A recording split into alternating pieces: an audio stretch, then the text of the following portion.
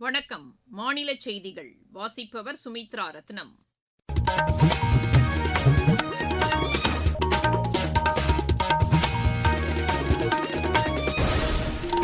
தலைப்புச் செய்திகள். நெதர்லாந்துடனான நல்லுறவு தொடர்ந்து வலுவடைந்து வருவதாக பிரதமர் திரு நரேந்திர மோடி கூறியுள்ளார். சோழர் கால செப்பேடுகளை நெதர்லாந்து அரசு பிரதமரிடம் வழங்கியிருப்பது மகிழ்ச்சி அளிப்பதாக உள்ளது என்று மத்திய இணையமைச்சர் டாக்டர் எல் முருகன் தெரிவித்துள்ளார். தமிழகத்தின் நிதிநிலை குறித்து முழுமையாக ஆய்வு செய்த பின்னர் வெள்ளை அறிக்கை வெளியிடப்படும் என்று நிதியமைச்சர் திரு கே ஏ செங்கோட்டையன் கூறியுள்ளார். வங்கக்கடலில் உருவான காற்றழுத்த தாழ்வு பகுதி வலுவிழந்துள்ளதாக வானிலை ஆய்வு மையம் தெரிவித்துள்ளது. பிரான்ஸ் சர்வதேச பேட்மிண்டன் போட்டியில் இந்தியா 4 தங்கம் 3 வெள்ளிப் பதக்கங்களை வென்றது. இனி விரிவான செய்திகள். நெதர்லாந்துடனான நல்லுறவு தொடர்ந்து வலுவடைந்து வருவதாக பிரதமர் திரு நரேந்திர மோடி கூறியுள்ளார்.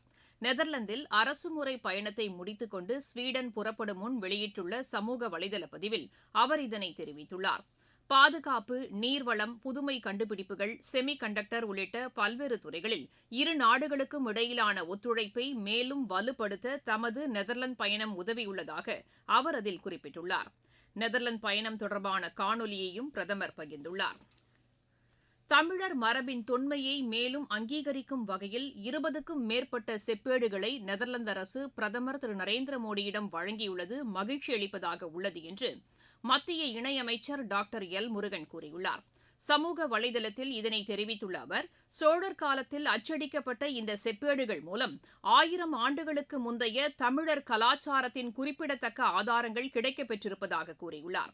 நமது கலாச்சாரம் எத்தகைய சிறப்பு வாய்ந்தது என்பதற்கான கூடுதல் சான்றாகவும் இது திகழ்கிறது என்று அவர் தெரிவித்துள்ளார். தமிழர் கலாச்சாரத்தை உலகெங்கும் கொண்டு செல்வதிலும் பழமை வாய்ந்த பொக்கிஷங்களை மீட்டு வருவதற்கும் பிரதமர் முக்கியத்துவம் அளித்து வருவதாக அவர் குறிப்பிட்டுள்ளார். இதற்காக தமிழக மக்கள் சார்பில் பிரதமருக்கு நன்றி தெரிவித்துக் கொள்வதாகவும் டாக்டர் எல் முருகன் கூறியுள்ளார். தமிழகத்தின் நிதிநிலை குறித்து முழுமையாக ஆய்வு செய்த பின்னர் வெள்ளை அறிக்கை வெளியிடப்படும் என்று நிதியமைச்சர் திரு கே ஏ செங்கோட்டையன் கூறியுள்ளார்.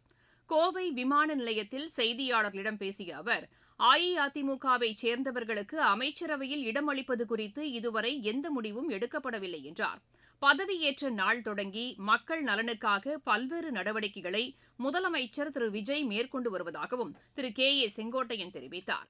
இப்ப பாத்தீங்கன்னா எல்லா நடவடிக்கையும் நீ கூர்ந்து கவனித்தா தெரியும். முதல் எடுத்த உடனே அவர் சொன்னது 200 யூனிட்னாரு, மக்கள் வரவேற்றார்கள். அது மட்டும் இல்ல, மகளிருக்கு பாதுகாப்பு அளிப்பது, போதைப் பொருளை தடுப்பது, தொடர்ந்து அந்த நடவடிக்கை மேற்கொண்டு வருகிறார்.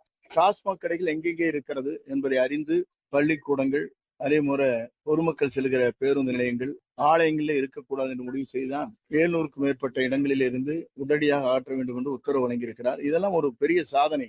ஊர்காவல் படையினருக்கு மாதந்தோறும் 30 நாள் வேலையும் காலமுறை ஊதியமும் வழங்க வேண்டும் என்று பாமக தலைவர் டாக்டர் அன்புமணி ராமதாஸ் தமிழக அரசை வலியுறுத்தியுள்ளார்.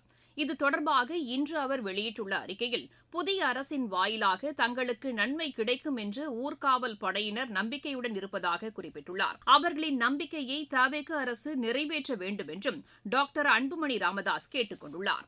உள்ளாட்சி தேர்தலில் திமுக தலைமையிலான கூட்டணி வெற்றி பெறும் என்று மதிமுக பொதுச் செயலாளர் திரு வைகோ நம்பிக்கை தெரிவித்துள்ளார். தஞ்சாவூரில் இன்று செய்தியாளர்களிடம் பேசிய அவர், சோழ மண்டலத்தின் பல்வேறு இடங்களில் பழமையான செப்பேடுகள் உள்ளதாக கூறினார். இதனை ஆய்வு செய்ய வேண்டிய கடமை மத்திய அரசுக்கு உள்ளதாகவும் திரு வைகோ தெரிவித்தார். தேசிய ஜனநாயக கூட்டணியில் அமமுக தொடர்வதாக அக்கட்சியின் பொதுச் செயலாளர் திரு டிடிவி தினகரன் கூறியுள்ளார். இன்று திருச்சியில் செய்தியாளர்களிடம் பேசிய அவர், அஇஅதிமுகவை அழிக்க தவேக முயற்சிப்பதாகவும் இதனை அக்கட்சியினர் புரிந்து கொள்ள வேண்டும் என்றும் கூறினார். அஇஅதிமுகவிற்கு எப்போதும் தாம் துணை நிற்கப் போவதாக அவர் குறிப்பிட்டார். அஇஅதிமுக மற்றும் அமமுக சார்பில் வெற்றி பெற்றவர்களுக்கு தவேக அரசு அமைச்சர் பதவி வழங்கினால் சிபிஐ விசாரணை கோரப்படும் என்றும் திரு டிடிவி தினகரன் தெரிவித்தார். நீங்கள் கேட்டுக் கொண்டிருப்பது மாநில செய்தி அறிக்கை. ஊரக வளர்ச்சிக்கான புதிய அத்தியாயம். வளர்ச்சியடைந்த இந்தியாவிற்கான ஊரக வேலைவாய்ப்பு உறுதி மற்றும் வாழ்வாதார சட்டம் ஜூலை மாதம் 1ஆம் தேதி முதல் செயல்பாட்டுக்கு வருகிறது. இந்த சட்டம் வருடத்திற்கு 125 நாட்கள் வேலையை உறுதி செய்கிறது. இதில் வாரந்தோறும் ஊதியம் வழங்கப்படுவது கட்டாயமாக்கப்பட்டுள்ளது. பணி முடிந்த 15 நாட்களுக்குள் ஊதியம் வழங்குவதை உறுதி செய்வதற்கான அம்சங்களும் இதில் இடம்பெற்றுள்ளன. ஊதியம் காலதாமதமாக வழங்கப்பட்டால் அதற்கான இழப்பீட்டுத் தொகைக்கும் இதில் வகை செய்யப்பட்டுள்ளது. வளர்ச்சியடைந்த இந்தியாவிற்கான பயணத்தில் மோடி அரசு தொடரும் சீர்திருத்த நடவடிக்கைகள்.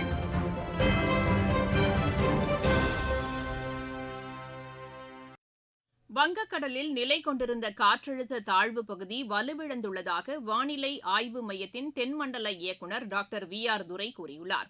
எமது செய்தியாளரிடம் பேசுகையில் அவர் இவ்வாறு தெரிவித்தார். தென்மேற்கு வங்கக்கடல் பகுதியில் நிலவிய காற்றழுத்த தாழ்வு பகுதி நேற்று மாலை 5 மணி அளவில் வலுவிழந்தது. மேலும் சுமார் 3 கிலோமீட்டர் உயரத்தில் குமரிக்கடல் மற்றும் அதனை ஒட்டிய பகுதிகளின் மேல் ஒரு வளிமண்டல சுழற்சி நிலவுகிறது. இதன் காரணமாக இன்று தேனி, திண்டுக்கல், மதுரை, திருப்பூர், கோயம்புத்தூர் மாவட்டத்தின் மலைப்பகுதிகள் மற்றும் நீலகிரி மாவட்டங்களில் ஒரு சில இடங்களில் இடிமின்னல் மற்றும் பலத்த காற்றுடன் கூடிய கனமழை பெய்ய வாய்ப்புள்ளது. மேலும் அடுத்த 2 நாட்களுக்கு நீலகிரி, கோயம்புத்தூர், திருப்பூர், தேனி, திண்டுக்கல், மதுரை, சிவகங்கை, புதுக்கோட்டை, திருச்சிராப்பள்ளி, கரூர், ஈரோடு, சேலம், நாமக்கல், தர்மபுரி மற்றும் கிருஷ்ணகிரி மாவட்டங்களில் ஓரிரு இடங்களில் இடிமின்னல் மற்றும் பலத்த காற்றுடன் கூடிய கனமழை பெய்ய வாய்ப்புள்ளது. வெப்பநிலை பொறுத்தவரை அடுத்த 5 நாட்களுக்கு தமிழகம், புதுவை மற்றும் காரைக்கால் பகுதிகளில் அதிகபட்ச வெப்பநிலை இயல்பை விட 2 முதல் 3 டிகிரி செல்சியஸ் வரை குறையக்கூடும். அடுத்த 5 நாட்களுக்கு தமிழக கடலோர பகுதிகள், மன்னார் வளைகுடா மற்றும் குமரிக்கடல் பகுதிகளில் சூறாவளி காற்று மணிக்கு 40 முதல் 50 கிலோமீட்டர் வேகத்திலும் இடையிடையே 60 கிலோமீட்டர் வேகத்திலும் வீசக்கூடும். மேற்குறிப்பிட்ட நாட்களில் மீனவர்கள் இப்பகுதிகளுக்கு செல்ல வேண்டாம் என்று அறிவுறுத்தப்படுகிறார்கள். இதற்கிடையே கடந்த சில தினங்களாக பெய்து வரும் மழை காரணமாக குற்றாலம் ஐந்தருவியில் மட்டும் குறைவான தண்ணீர் வரத்து காணப்படுவதாக எமது செய்தியாளர் தெரிவிக்கிறார். மேற்கு தொடர்ச்சி மலைப்பகுதிகளில் கடந்த சில மாதங்களாக கோடை வெயில் சுட்டரித்த நிலையில் இங்குள்ள அனைத்து அருவிகளிலும் தண்ணீரின்றி வறண்டு காணப்பட்டது. இதனால் இங்கு வரக்கூடிய சுற்றுலா பயணிகள் ஏமாற்றமடைந்தனர். இந்த சூழலில் கடந்த சில தினங்களாக மலைப்பகுதிகளில் பெய்து வரும் கோடை மழையால் ஐந்தருவியில் மட்டும் குறைவான தண்ணீர் வரத்து வர துவங்கியது. இதன் காரணமாக வார விடுமுறை மற்றும் கோடை விடுமுறை கொண்டாடுவதற்காக குடும்பமாக குழந்தைகளுடன் பல பகுதிகளில் இருந்து வரக்கூடிய சுற்றுலா பயணிகள் அருவியில் கரையில் குவிந்தனர். இதனால் சுமார் அரை மணி நேரத்திற்கு மேலாக வரிசையில் நின்று குளிப்பதற்கு காவல்துறையினர் அனுமதித்ததால் குறைவான தண்ணீரிலும் சுற்றுலா பயணிகள் உற்சாகமாக அருவியில் குளித்து மகிழ்ந்து செல்கின்றனர். இருப்பினும் விரைவில் குற்றாலத்தில் சீசன் துவங்க உள்ள நிலையில் பிரதான அருவியான குற்றாலம் மெயின் அருவி, பழைய குற்றாலம் உள்ளிட்ட அருவிகளில் பராமரிப்பு பணிகள் நடைபெற்று வருவதால் அதையும் விரைந்து முடிக்க வேண்டும் எனவும் உள்ளூர் வாசிகளும் சுற்றுலா பயணிகளும் எதிர்பார்த்துள்ளனர். தென்காசி மாவட்டத்திலிருந்து செந்தில். ஈரோடு மாவட்ட மலை கிராமங்களில் பலாப்பழம் அதிக அளவில் காய்த்துள்ளது. இந்த பலாப்பழங்கள் சத்தியமங்கலம் பகுதியில் விற்பனை செய்யப்படுவதாக எமது செய்தியாளர் தெரிவிக்கிறார். ஏப்ரல் மற்றும் மே மாதங்களில் பலாப்பழம் சீசன் தொடங்குவது வழக்கம். அதன்படி ஈரோடு மாவட்டம் கடம்பூர் மலைப்பகுதியில் உள்ள மலை கிராமங்களில் உள்ள பலா மரங்களில் தற்போது பலாப்பழங்கள் அதிக அளவில் காய்த்துள்ளது. இங்கு விளையும் பலாப்பழங்களை வியாபாரிகள் விலைபேசி வாங்கி அறுவடை செய்து சத்தியமங்கலம் நகர்பகுதிக்கு கொண்டு வந்து சாலை ஓரங்களில் கடைகள் அமைத்து விற்பனை செய்து வருகின்றனர். 5 கிலோ முதல் 15 கிலோ வரை எடை கொண்ட பலாப்பழங்கள் 1 கிலோ 50 ரூபாய் வீதம் விற்பனை செய்யப்படுகிறது. மேலும் பழுத்த பலாப்பழங்களில் அறுக்கப்பட்ட பழச்சுளைகளும் உதிரியாக விற்பனை செய்யப்படுகிறது. சுவை மிகுந்த பழங்களை பொதுமக்கள் ஆர்வத்துடன் வாங்கி செல்கின்றனர். ஈரோட்டிலிருந்து PC மூர்த்தி. மாவட்டச் செய்திகள். விழுப்புரம் மாவட்டம் கோட்டக்குப்பம் அருகே நேரிட்ட சாலை விபத்தில் 3 பேர் உயிரிழந்தனர். ராணிப்பேட்டை மாவட்டம் வாலாஜாபேட்டை அருகே பாலாற்றில் சட்டவிரோதமாக மணல் கடத்திய ஒருவரை காவல்துறையினர் கைது செய்தனர். கோவை மாவட்டம் பொள்ளாச்சி ஆழியாறு அணையிலிருந்து பாசனத்திற்காக இன்று முதல் தண்ணீர் திறந்துவிடப்பட்டுள்ளது. விளையாட்டுச் செய்திகள். பிரான்சில் நடைபெற்ற சர்வதேச பேட்மிண்டன் போட்டியில் இந்தியா 4 தங்கம் 3 வெள்ளிப் பதக்கங்களை வென்றது. ஆடவர் ஒற்றையர் பிரிவில் ரவுனக் சௌஹான் தங்கப்பதக்கத்தையும் சனி தயானந்த் வெள்ளிப் பதக்கத்தையும் வென்றனர். மகளிர் ஒற்றையர் பிரிவில் தஸ்னிமிர் தங்கப்பதக்கத்தையும் ஆகாஷி கஷ்யப் வெள்ளிப் பதக்கத்தையும் கைப்பற்றினர். கலப்பு இரட்டையர் பிரிவில் ஸ்ருதி மிஸ்ரா இஷான் பட்நாகர் இணையும், ஆடவர் இரட்டையர் பிரிவில் கிருஷ்ண பிரசாத் கரகா பிருத்வி கிருஷ்ணமூர்த்தி ராய் இணையும் தங்கப்பதக்கம் வென்றன. இப்பிரிவில் சூரஜ் கோலா துருவ் ராவத் இணை வெள்ளிப் பதக்கம் வென்றது. தாய்லாந்து ஓபன் பேட்மிண்டன் போட்டியில் இந்தியாவின் சாத்விக் சாய்ராஜ் சிராக் ஷெட்டி இணை வெள்ளிப் பதக்கம் வென்றது. ஆடவர் இரட்டையர் பிரிவில் இந்த இணை இப்பதக்கத்தை கைப்பற்றியது. மீண்டும் தலைப்புச் செய்திகள். நெதர்லாந்து உடனான நல்லுறவு தொடர்ந்து வலுவடைந்து வருவதாக பிரதமர் திரு நரேந்திர மோடி கூறியுள்ளார்.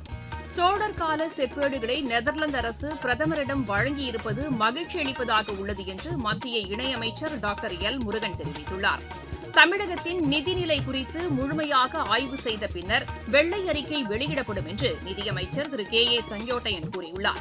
வங்கக்கடலில் உருவான காற்றழுத்த தாழ்வு பகுதி வலுவிழந்துள்ளதாக வானிலை ஆய்வு மையம் தெரிவித்துள்ளது.